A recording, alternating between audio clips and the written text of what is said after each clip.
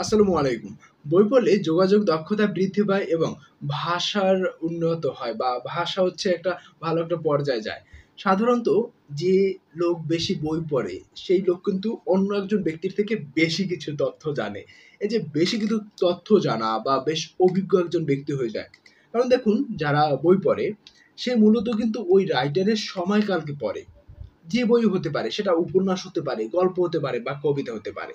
দেখুন উপন্যাসে দেখবেন কি একটা সময়কাল ধরে একটা হচ্ছে গল্প আগায় বা হচ্ছে একটা গল্পই হোক না কেন সেটা ছোট গল্প হোক, বড় গল্প হোক, সেগুলো কিন্তু এই যে একটা সময়কাল বা একটা টাইম পিরিয়ড ধরে কিন্তু এগিয়ে থাকে। তাহলে ওই রাইটার যখন লেখেন তখন কিন্তু ওই সময় নির্ভরের উপরে লেখেন। সেক্ষেত্রে একজন পাঠক কিন্তু যখন ওই উপন্যাস, গল্প বা কবিতা পড়েন, ওই টাইম পিরিয়ডকে সে পড়ে। ওই টাইম পিরিয়ডে কি হয়েছিল সেগুলো সে পড়ে। ইত্যাদি কিন্তু তার জীবনে বেশ প্রভাব বিস্তার করে। সেক্ষেত্রে যদি আপনি লেখালেখিও করতে চান, সেক্ষেত্রে দেখবেন কি আপনি একজন ভালো পাঠক আগে হন। দেখেন বিভিন্ন রাইটাররা বলে থাকে যে, "তুমি যদি রাইটার হতে চাও তাহলে পড়ো, পড়ো এবং পড়ো।"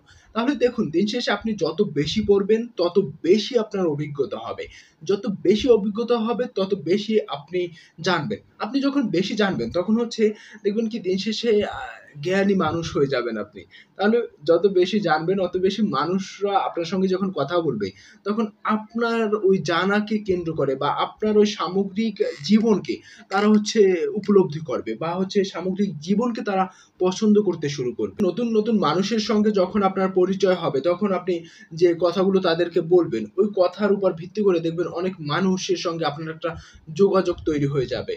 বা আপনি যদি লেখালেখি করেন, আপনার ভাষার ব্যবহার বা হচ্ছে আপনার ভাষার চয়ন ইত্যাদি কিন্তু সবকিছু আপনাকে আলাদা একজন ব্যক্তি হিসেবে পরিচিত করিয়ে দেবে সমাজের সঙ্গে। যখন সমাজের সঙ্গে আলাদা ব্যক্তি হিসেবে আপনি পরিচিতি পেয়ে যাচ্ছেন, তখন কিন্তু অনেক মানুষ চাইবে আপনার সঙ্গে কানেক্ট থাকতে। অনেক মানুষ চাইবে আপনার সঙ্গে যোগাযোগ রাখতে।